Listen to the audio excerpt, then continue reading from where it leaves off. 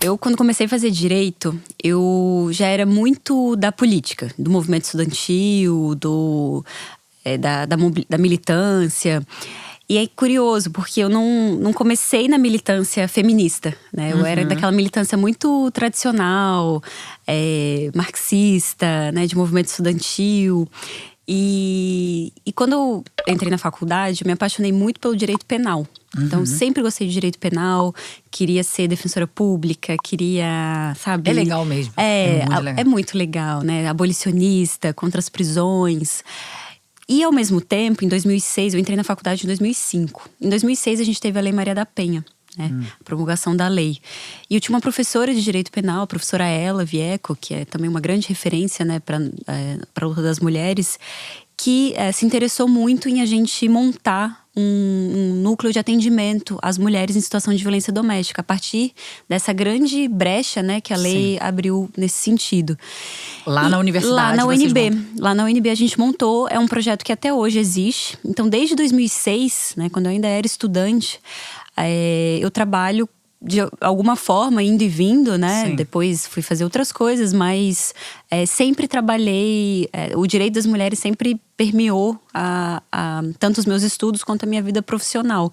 E aí eu comecei a ter contato com teoria de gênero, com feminismo e até com a militância feminista depois, né? Sim. Depois de uma formação política mais tradicional de esquerda, que muitas vezes não dá espaço pra gente falar sobre a luta das mulheres.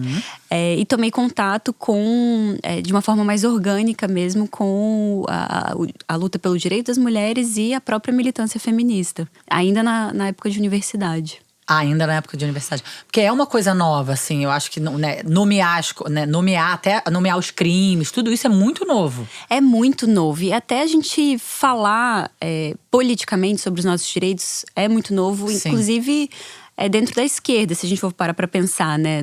Ainda na minha época, ainda no início dos anos 2000…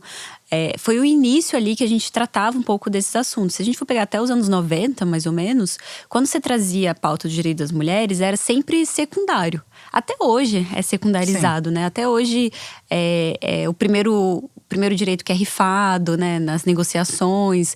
É sempre uma pauta, às vezes, acusada de ser identitária.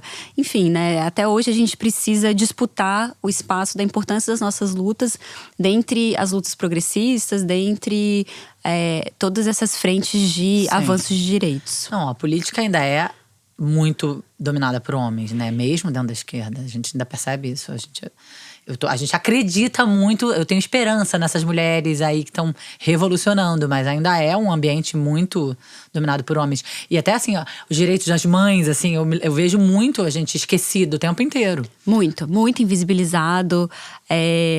Hoje todos os partidos do espectro político completo são dirigidos por homens, né? Pois é.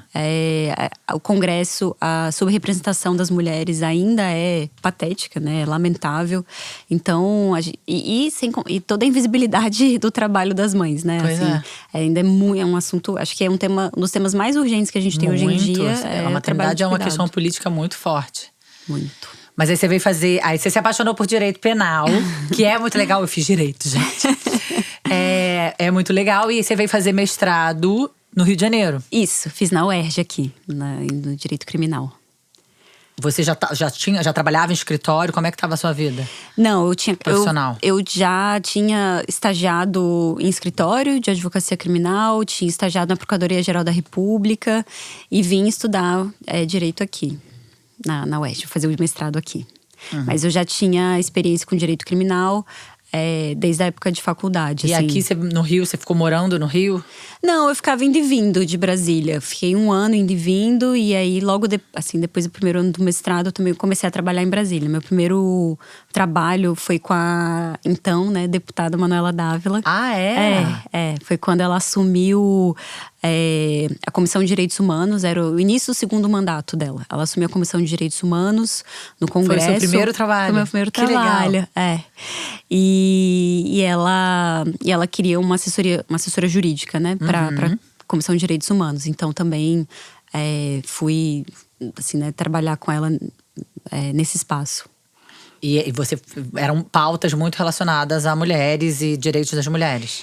Tinha bastante. Direitos humanos, mas… A Manuela até já falou outras vezes disso, né? Ela era muito ainda sozinha nessa época, né? Hoje a gente tem a bancada feminina mais organizada, mais mulheres de esquerda. Ela era muito jovem, ela tinha menos de 30 anos ainda nessa época. Já estava no segundo foi mandato. A deputada federal mais jovem, não teve? Ela foi a deputada federal mais jovem, eleita e reeleita. Ela estava reeleita nessa época, menos de 30 anos, já no segundo mandato, mais votada do Rio Grande do Sul. Enfrentava ali uma carga pesadíssima, né, de misoginia diariamente. O Congresso Nacional, até hoje, é o lugar mais machista, misógino, hostil às mulheres que eu já trabalhei em toda a minha vida. Imagino, sim. Eu acho que avançou bastante, assim. Eu vou pouco ao Congresso hoje em dia. Mas o judiciário…